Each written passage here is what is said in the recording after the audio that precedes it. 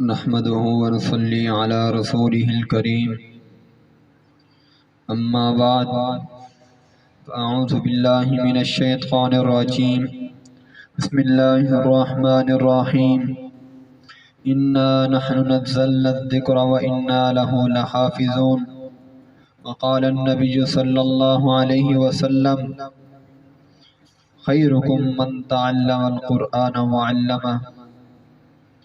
وہ معزز تھے زمانے میں مسلمان ہو کر، وہ معزز تھے زمانے میں مسلمان ہو کر، ہم خوار ہوئے تارک قرآن ہو کر۔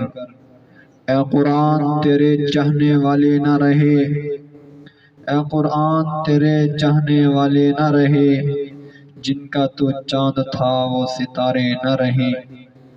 سامعین محترم، میرے بھائیوں، دوستوں، واجب الاحترام بزرگوں، آج آپ حضرات کے سامنے عظمت قرآن کے موضوع پر لب کشائی کی جسارت کرنے لگا ہوں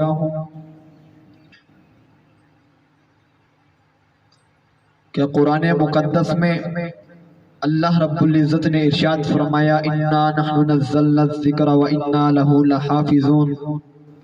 یہ قرآن بھی ہم نے اتارا ہے، اس کی حفاظت بھی ہمارے ذمہ ہے۔ آقا علیہ السلام نے آگے ارشاد فرمایا کہ تم میں سے بہترین وہی انسان ہے جو قرآن مقدس کو سیکھے اور سکھائے، قرآن مقدس کو پڑھے اور پڑھائے۔ سامعین محترم، یہ قرآن عظمت والی کتاب ہے، قرآن شان والی کتاب ہے۔ تورات بھی آسمان سے آئی، زبور بھی آسمان سے آئی، انجیل بھی آسمان سے آئی، قرآن مجید بھی آسمان سے آیا، لیکن سابقہ کتب کی حفاظت کی ذمہ داری اللہ نے نہیں اٹھائی، اس لیے آج وہ کتابیں محفوظ نہیں۔ اللہ رب العزت نے قرآن پاک بھیجا بھی صحیح اور ساتھ ساتھ اس کی حفاظت کی ذمہ داری بھی اٹھائی۔ اللہ نے فرمایا میرے محبوب قرآن کو میں اتار رہا ہوں، اس کی حفاظت بھی میرے ذمہ ہے، قیامت تک اس کی حفاظت میں خود کروں گا۔ اِنَّا نَحْنُ نَزَّلْنَا الذِّكْرَ وَإِنَّا لَهُ لَحَافِظُونَ کہ ہم نے قرآن مقدس کو اتارا ہے، ہم قرآن کی حفاظت بھی کریں گے۔ یہی وجہ ہے آج سے 1400 سال پہلے اللہ رب العزت نے جیسے قرآن اپنے محبوب کے سینے پر نازل فرمایا، اسی طرح آج تک قرآن پاک محفوظ ہے، انشاءاللہ قیامت تک محفوظ رہے گا۔ کبھی آپ نے سوچا کہ اللہ تعالیٰ نے قرآن پاک کی حفاظت کی ذمہ داری اٹھائی تو قرآن کریم کی حفاظت کیسے کی؟ اللہ نے حفاظت بھی عجیب طریقے سے فرمائی۔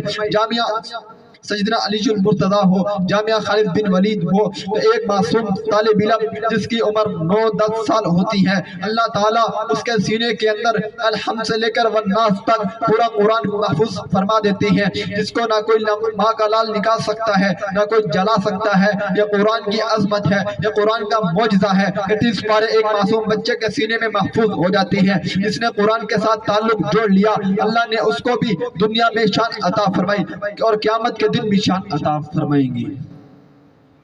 حضور سرور کائنات صلی اللہ علیہ وسلم نے ارشاد فرمایا کہ قیامت کا دن ہوگا، رب کائنات حافظ قرآن کو بلائیں گے، قاری قرآن اللہ کی دربار میں اللہ کے سامنے پیش ہوگا۔ رب کائنات فرمائیں گے اے قرآن پڑھنے والے، میری کتاب کو سینے میں محفوظ کرنے والے، آج قرآن پڑھنا شروع کر، ٹھہر ٹھہر کر پڑھ، آہستہ آہستہ پڑھ، جیسا کہ تو دنیا میں ٹھہر ٹھہر کر پڑھتا تھا۔ جب رمضان المبارک کا مہینہ ہوتا تھا تو مصلی پر کھڑا ہو جاتا تھا، لوگ تیرے پیچھے ہاتھ باندھ کر قرآن سننے کے لیے کھڑے ہو جاتے تھے۔